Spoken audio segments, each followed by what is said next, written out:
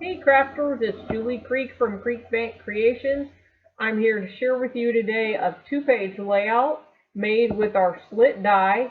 This die is a great die to work with cards, and we make a really nice candy box with this die as well. But today I'm going to show you how to cut a slit in your scrapbook page, and you can hide a page protector in the back. Now on the back of this package you'll find 8 different dies.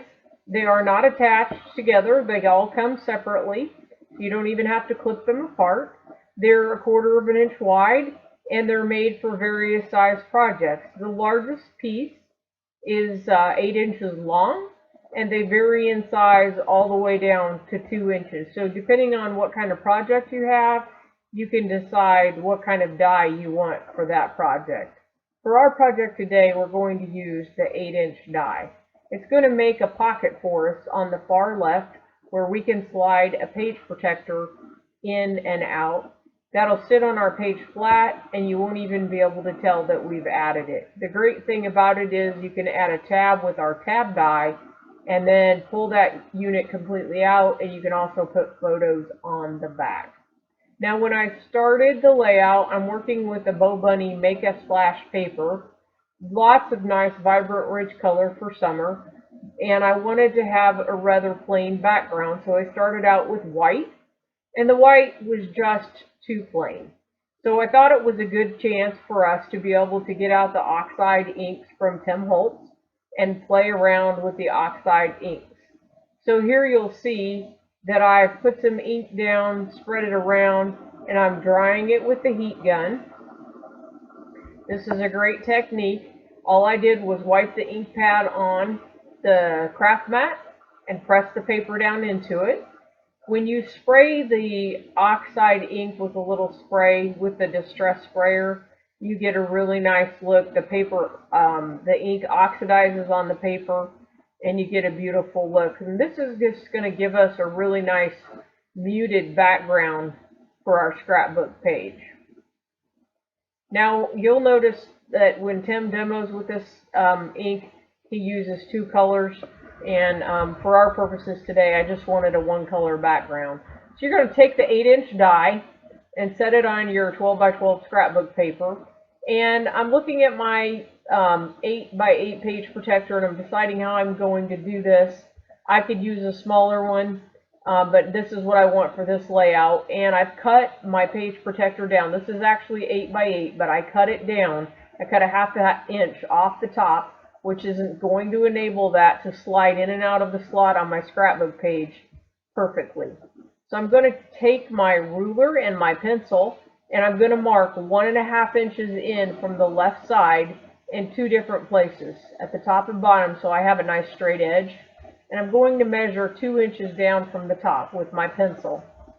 Then I want to take that 8-inch die, and I want to tape it down using those guidelines and placing my die straight on those guidelines. Now when I do die cutting with something like this that's long and this thing's kind of floppy, I'm going to tape it in place. I like to use washi tape for this because I don't want it going anywhere. So I'm going to get out my fun little washi tape here and tape this die down, and then get ready to die cut it. Now to get that to fit in my die cut machine, I'm going to have to fold my 12 by 12 paper in half. This is going to make a 6 by 6 piece of paper. I am working with plain white 65-pound cardstock.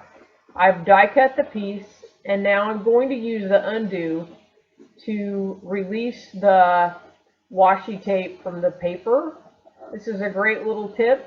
It'll help you get that paper off, the tape off perfectly, and you won't have any torn edges. So it's a great technique. We're going to unfold our paper, and you'll see there we've got our beautiful background paper, but it has 2 holes in it, and we only need 1. So what we want to do is think about our page layout design and figure out how we're going to cover up that slit on our scrapbook page. In this case, I took a piece of dot paper and cut it 2 inches wide to cover that piece. So that's a great way to get that piece. Now you want to be sure and leave the back free because you want your piece to slide in and out. You're going to place that in, flip it over. We're going to work on a channel in the back. We're going to make a little channel or a pocket on the back, and you want to locate some lightweight chipboard. You can use something as thin as a cereal box. This is a little bit thicker than a cereal box. If you use cereal box, you might have to use two, stack them up. But what you want to do is create a pocket so that that page protector sits right in the pocket. So we're going to trim our chipboard pieces to length, and then we're going to use some liquid tacky glue. You can use any kind of, like if you have mono or Scotch Quick Dry adhesive. This is tonic tacky glue, but you want to use liquid. Do not use dry adhesive because the page protector wants to sit in the dry adhesive. You want to use liquid so that it dries and you don't have the page protector ramming into it and sticking in the adhesive. So we're going to do the top edge and the bottom edge, and then we're going to do the back edge. Liquid glue, adhering it down just to give ourselves a nice channel. Last strip is the back. If you don't put the back in, the page protector wants to sink all the way in the layout, and then you have trouble getting a hold of it when you want to pull it out. Now we've added a tab to that layout using the Creek Bank Creations tab die. You'll see that when we get around to the front. But you still need to have a stopping point for your layout once you get it all together. And there I'm gonna glue that in and trim it to fit. And now we've made a nice pocket for the whole page to sit on. Flip your layout over and you've created some great depth for your page. Now it'll move in and out easily. Now let's go back to the layout and look at our actual layout design. If I were going to actually be finishing up this layout, I would have added a piece of paper to the back. I'm going to flip this over, and I left it unfinished because I wanted you to be able to see it, but really you need to add a piece of paper all the way around, adhesive on the strips, and add a plain white piece of paper to the background. That'll give you stabilization, and that chipboard strip that you have there will be attached to that white background. It'll give you a nice background to hang everything on. Now, this particular layout is used with the Bo Bunny Make a Splash paper. So let's put the layout up here and we'll go over the kinds of paper that we used, and you'll see how that nice Tim Holtz oxide ink background is just a perfect dimension for our page layout. So let's talk about paper. This is the Bo Bunny Make a Splash paper line. It's the summer release. It's just a really great happy line, and you'll see that I started with the dot paper here, and I cut 2 strips 2 by 12, and this is called Make a Splash Relax. The blue paper is cut 5.5 by 10, and we're moving to the left from Ocean. The yellow paper 11.5 by 9.5, and you want to keep all your scraps because we'll use them on the other side. You'll notice I freehand cut some tags from the Make a Splash Lazy Days paper. That gives you a nice anchor for all those tags and pieces, and I added those little arrow tags with pop dots, which is nice dimension.